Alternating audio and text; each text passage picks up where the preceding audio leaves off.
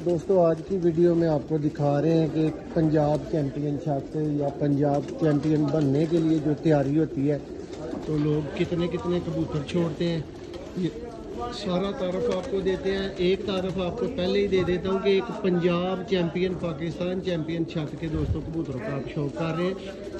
ये देखें जी, ये दोस्तों एक साइड के बच्चे हैं, ये देख लें, तादाद देख लें। ये दूसरी साइड के दोस्तों बच्चे हैं, काफ़ी ज़्यादा इनमें से अंदर जा चुके हैं। ये दोस्तों बड़े कबूतर हैं, ये देखें, ये बैठे हुए हैं बड़े कबूतर बड़ी कसीर तादाद में। और यहाँ पे भी यही सीन चल रहा है। ये देखेंगे दोस्तों, यहाँ पे कबूतर दो खानों में ज़रा अंदर जा चुके हैं। ये छत है जी उस्ताद चौधरी मोइनवाज कुमल साहब आप समड़ियाल। और दोस्तों तैयारी देखें इनकी चेतर के लिए, विसाख के लिए और जेठ के लिए।